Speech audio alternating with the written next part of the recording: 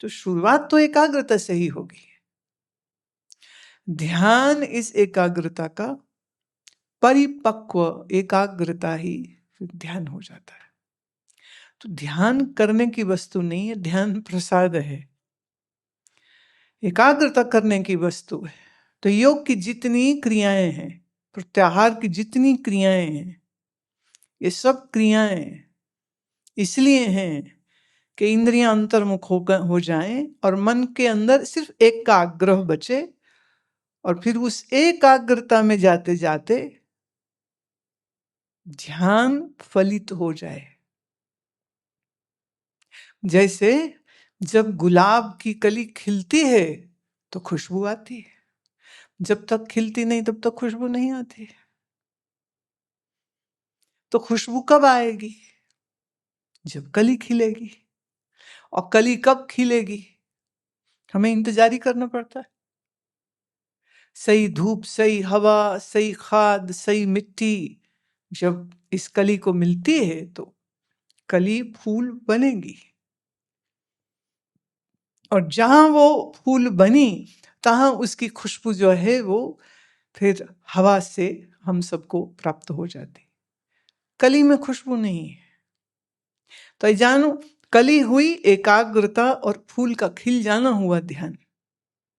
वो जो फिर सुवास उठती है, जो सुंदर खुशबू उठती है उस खिले हुए गुलाब की, इसी को हम आनंद कहते, ध्यान का आनंद, ध्यान आनंद। तो दोनों में बहुत फर्क है। तो एकाग्रता ध्यान नहीं है, पर एकाग्रता ध्यान का एक अच्छा साधन हो सकती है। ऐसे जानो, जैसे अभी तुम मुझे सुन रहे हो, तो क्या आप 100% मेरी आवाज पर एकाग्र हो?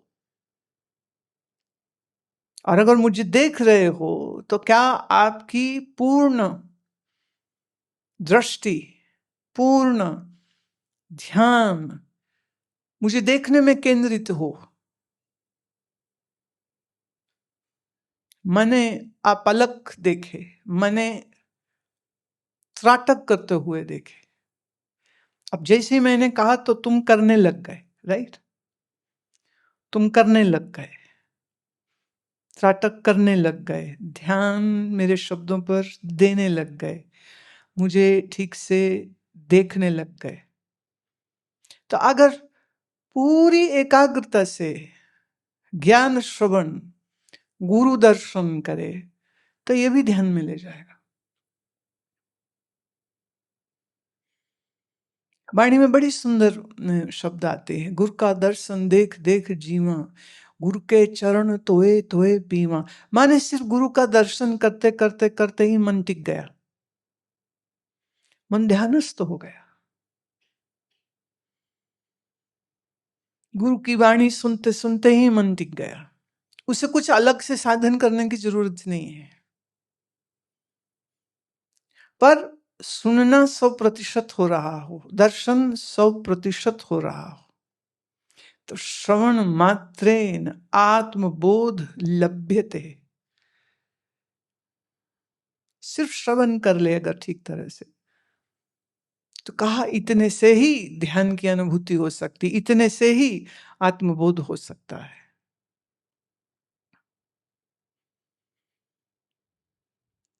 इसीलिए भारतवर्ष में संतों के दर्शन की बड़ी महिमा कही गई है। दर्शन मतलब क्या? दर्शन मतलब गुरु जी कुछ बोले भले नहीं, कोई प्रसाद न दे, कोई बातचीत न करे, बस जाओ और चुपचाप उनके सानिध्य में बैठो और उनको देखो।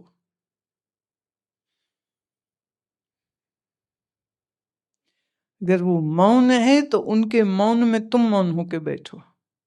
अगर वो बोले तो उनके शब्दों को सुनने में एकाग्र पूरे हो जाओ।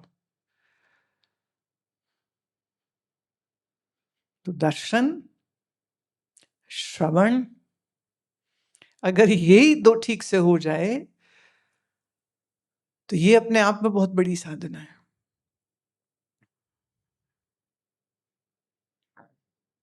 जैसे जब बीच में मैं चुप हो जाऊं तो तुम्हारा मन कुछ और ना सोच रहा हो, तो जब मैं चुप हूं तो तुम उस चुप्पी को सुन रहे हो। दो शब्दों के बीच में भी एक चुप्पी है, दो वाक्यों के बीच में भी एक चुप्पी है। उस चुप्पी को भी सुनना,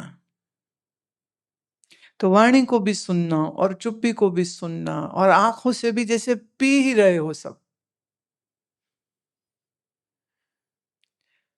दर्शन मतलब उस सानिध्य में, उस सामीप्य में, उस गुरु दर्शन में मन पूर्ण रूपेण 100% एकाग्र हो गया। और जहां एकाग्र हुए वही मन ठहर जाएगा एकदम। और जहां मन गहरा ठहरा, ध्यान की वो झलक आने में देर नहीं लगेगी फिर। तो मेरी दृष्टि में ध्यान बहुत सहजता से हो सकता है, तुम्हें सिर्फ एकाग्रता साधनी है। जो मैंने शुरू में बात करी ना कि विचार की वो जो कड़ी बनती है, जो चेन बनती है, जो विचारों की बाढ़ आती है, वो बाढ़ नहीं आ रही है, सिर्फ एक ही विचार, एक का आग्रह, इसी को कहते एकाग्रता।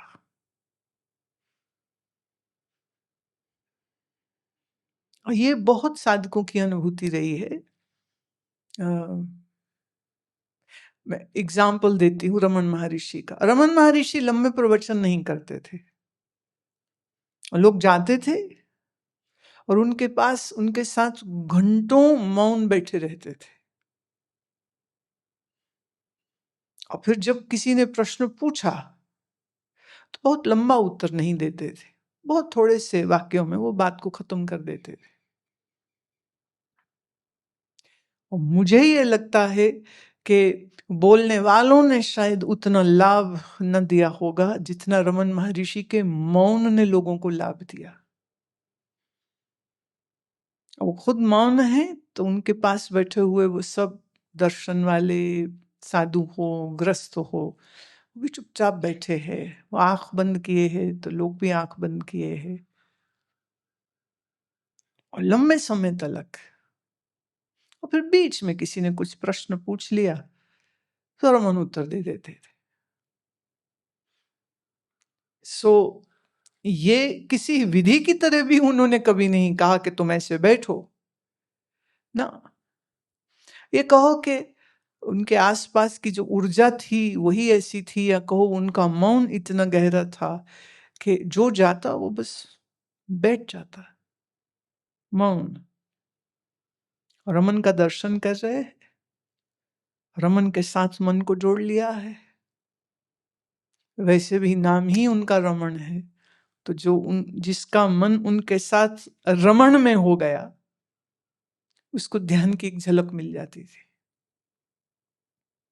और ये काफी है फिर एक साधक के लिए, क्योंकि वो जो निर्विकल्पता, वो जो निर्विचारिता है, वो इतनी मीठी है, इतनी ठंडी है, इतनी शीतल है कि उसको बार बार लेने के लिए मन बड़ा आतुर होगा। तो फिर व्यक्ति बार बार उस क्षण को फिर से अनुभव करने के लिए, उसको फिर से जीने के लिए, जब उसके अंदर ये आकर्षण आ जाता है मौन का, चुप्पी का, निस्तब्धता का, निर्विकल्पता का, निर्विचारिता का, यही उसको एक आम आदमी से एक साधक में बदल देता है। और सच तो ये है कि तुम कहीं रहो, कहीं बैठो, कहीं चलो, ये एकाग्रता तो कहीं भी साधी जा सकती है,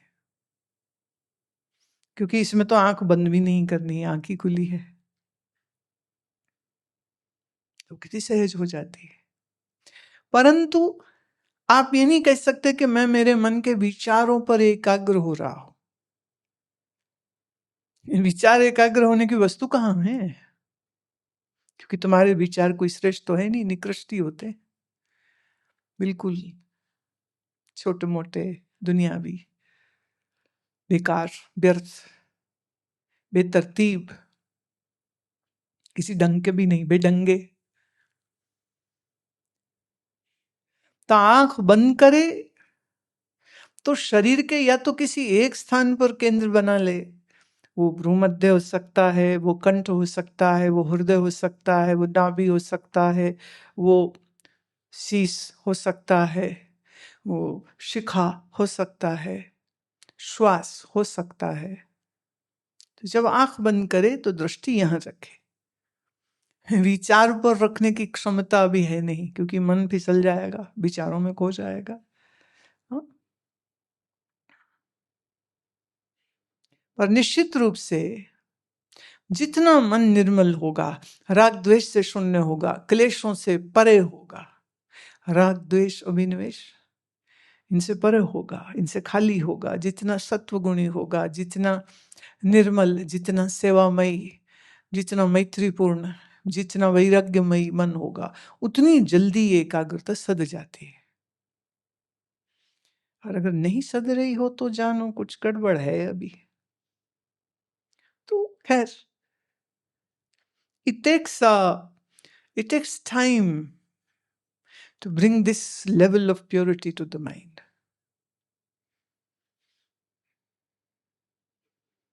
तो निर्मलता चित्त की, निर्मलता मन की बड़ी आवश्यक है। वहां ना हो, राग द्वेष ना हो, किसी से लड़ाई भड़ाई ना हो, किसी से कोई कंपटीशन नहीं है। माने आपका जो भी काम है, अपना काम अच्छे से करते हैं, दूसरों को सेवा देने में प्रसन्न होते हैं, दूसरों की बड़ा ही करने में अच्छा लगे। वो किसी का कुछ बुरा देखो तो कहो कोई नहीं, मनुष्य है, भूल सबसे होती, कोई बात नहीं, छोड़ो उसको। माने किसी के चरित्र के अवगुणों पर चिंतन नहीं करता है, और करे तो किसी के गुणों का चिंतन करता है। क्योंकि याद रहे, जब हम किसी की बुराई सोचते हैं तो वो बुराई हमारे में आ जाती है, और जब आप किसी के गुणों पर चिंतन करते हैं तो कहीं ना कहीं वो गुण हम में आ जाते हैं। तो करना ही हो तो गुण चिंतन करिए, अवगुणों का नहीं करिए। और उससे भी अच्छा है उपेक्षा रखिए और दृष्टि अपने मन, अपने कर्म, अपने जीवन पर रखिए। कौन क्या कर रहा, कौन क्या नहीं कर रहा, तुमको क्या लेना देना। कबीर जी कहते हैं ना, कबीरा खड़ा बाजार में, सबकी मांगे खैर, न कहूं सो दोस्ती, न कहूं सो बैर। तुम जब दोस्तियां बना लेते हो तो उसमें भी डूबते हो, मरते हो, तुम ही मरते हो। हर जब किसी से दुश्मनियां बना लेते हो तो उसमें भी तुम ही डूबते हो, तुम ही मरते हो। तो दुश्मनी किसी से नहीं, इन माइंड यू, दोस्ती भी किसी से नहीं। दोस्ती ही बनाना ना तो अपने मन को बनाओ। ये ठीक रहे तो सब बढ़िया है, यही बिगड़ गया तो क्या करोगे तुम। So unnecessary entanglements of the mind are not good. Don't be entangled. जो अच्छा है बहुत अच्छा है, जो नहीं अच्छा है कोई बात नहीं। संसार है भाई, अच्छा बुरा सब है, फूल कांटे सब है, यहाँ पर कोई दिक्कत नहीं। हम क्यों किसी के अवगुणों पर फोकस करें। हम हमारे अवगुण देखें, उसे ठीक करें। चर्चा ही करनी हो तो फिर अपने अवगुणों की करो ना, वो तो तुम करोगे नहीं, बताओगे क्या किसी को तुमने क्या कांड किए होते। हाँ, कहाँ झूठ बोले, कहाँ धोखे दिए, कहाँ बेईमानी करी, कहाँ टैक्स की चोरी करी, कहाँ किसी को वचन दे करके झूठ बोला, ये बताओगे क्या तुम। चाय पर चलो चर्चा करते हैं और हम अपनी गलतियां और पाप तुमको बताते हैं और तुम अपने बताना, ऐसा कोई नहीं करता। पाप सब छुपाते हैं और पुण्य सब बताते हैं। तो अगर कोई बता नहीं रहा, इसका मतलब ये नहीं कि उससे कुछ गलत हुआ नहीं है। तो किसी का भी गलत या किसी का भी अच्छे से मुझको क्या लेना देना, उनको जीने दो। क्योंकि जो जैसा कर्म करेगा उसको वो भोगना ही पड़ता है, उससे कोई बच नहीं सकता ना। तो ना कहूं सो दोस्ती, ना कहूं सो बैर, कबीरा खड़ा बाजार में सबकी मांगे खैर। सर्वे सुखिनः भवन्तु, सब सुखी रहो भाई। क्या लेना? साधक का सुख उसके मन के ठहरने में है, साधक का सुख उसके मन के पवित्र होने में है, तो वो उसके ऊपर प्रयास करता रहे।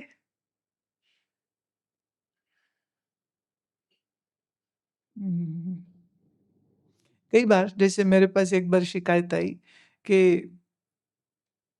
इस व्यक्ति ने मेरे से बदतमीजी करी है, मेरे से बहुत ऊंचा बोला है, मुझे खराब बोला है, उनको बहुत बुरा लगा है। अच्छा, पूछा, भाई ऐसा क्यों? तो कहते जी उनने हमको गाली दे दी थी। ये तो अच्छी बात है, उसने तुमको गाली दे दी, तुमने पलट के उसको गाली दे दी, तो तुम्हारे में और उसमें क्या फर्क है?